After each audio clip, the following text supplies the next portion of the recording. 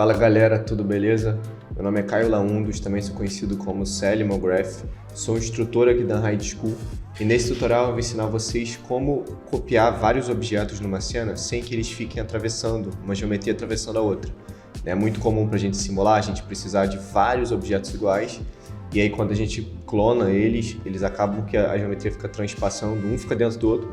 Isso é péssimo para simulação, né? Então eu vou ensinar como evitar isso. Vamos lá.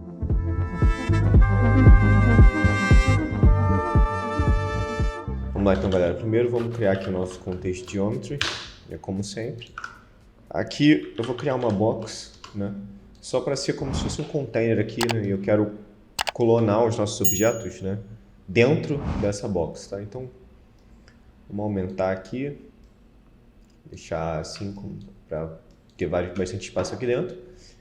E aí eu vou gerar aqui, por exemplo, points from volume, só para vocês verem. Então, tem aqui vários pontos, vamos aumentar para ter uma quantidade um pouco menor, dar um jitter scale aqui para bagunçar. E o objeto que eu vou querer clonar aqui, por exemplo, vamos supor que seja um box, né? Várias caixas. Vou usar o copy points. Ó, e o copy points pede dois inputs, né? Um deles é o target point to copy, ou seja, os pontos que para onde a gente vai copiar, né? Então são esses aqui e o que a gente vai copiar, a box, beleza? Então quando a gente vai visualizar, primeiro que fica tudo gigante aqui, né? Mesmo que a gente desça o tamanho dessa box, por exemplo, para ponto 3 até ponto 2, né? Essas caixas estão todas atravessando umas às outras, tá vendo? Então, tipo, se eu tentar fazer uma simulação de RBD aqui, por exemplo, todas caírem no chão, por causa dessa coisa delas estarem se atravessando, não vai funcionar direito, né? Então, o que a gente pode fazer aqui para mudar, né, isso aqui e conseguir que funcione bem? Aqui na box, direto, eu posso criar um VDB dela, tá? Então, vamos criar um VDB from polygons, né? Visualizando, então agora a gente tem o nosso VDB. E tem um node aqui muito interessante, que é o VDB.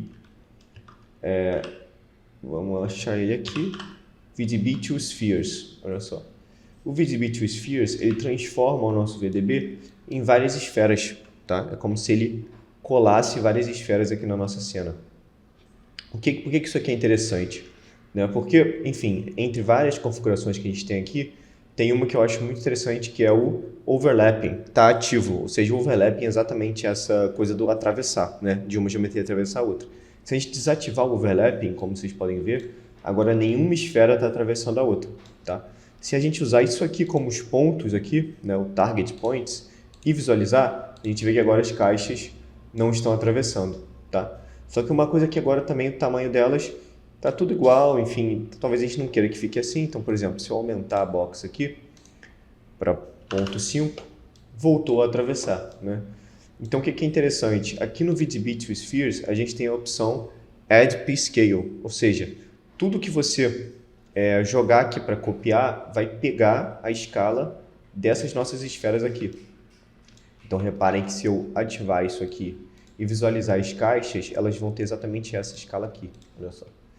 Por que não tem exatamente a mesma escala? Porque aqui está em ponto 5, está com metade, né? Então vamos botar aqui 1. E agora se a gente visualizar, ó, tem a esfera ali, tem a nossa caixa, tá vendo? E agora é interessante porque qualquer coisa que você clonar aqui, vamos supor que eu pegue agora um rubber toy, né? Vamos pegar ele aqui, vamos visualizar, ó, vamos tirar aqui o Add Shader e vamos jogar ele para clonar, né? Então, agora vocês podem ver que ele também está clonado no lugar das esferas ali. E nenhum está atravessando o outro, né? Aqui tem uma pequena atravessada, então a gente também pode dar uma diminuída nele, né? Para ponto 9, por exemplo, e aí já resolve ali, tá vendo? E aí por que isso aqui é interessante? Porque você consegue controlar aqui no VDB to Spheres o máximo de esferas e o mínimo de esferas que você quer, o mínimo de tamanho, né? E o máximo de tamanho. Então, por exemplo, eu posso ir diminuindo, eu consigo ter alguns até menores, né? E o mínimo de esferas eu quero que tenha pelo menos 40 esferas. E no máximo 90, né? Por exemplo. Então agora a gente vai ter um valor que está dentro disso aí, vamos visualizar, né? Aqui na verdade, vamos visualizar quantos a gente tem 90, tá vendo que é o máximo que a gente colocou. E a gente também pode botar o tamanho mínimo, né? O tamanho mínimo está 0.116 e o máximo está 100, ou seja, não tem limite de tamanho aqui. Vamos botar o mínimo para 1, por exemplo, ou até mais, vamos botar para 5, né? Então agora os menorzinhos vão sumindo, como vocês viram, né? Ó. Isso aqui é muito interessante para conseguir então clonar os objetos, enfim, e gerar simulações a partir disso, tá? Como vocês podem ver, voltando com a nossa box aqui, não tem mais esse overlapping, né, entre geometrias.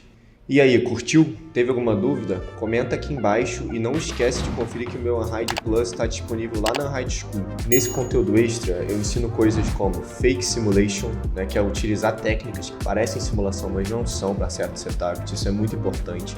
Ensino VDB Advect, ensino crescimento com líquido, isso tudo em projetos que eu participei, né, que já estão prontos, enfim, como foi o meu processo de criação e eu vou mergulhar neles com vocês e explicar.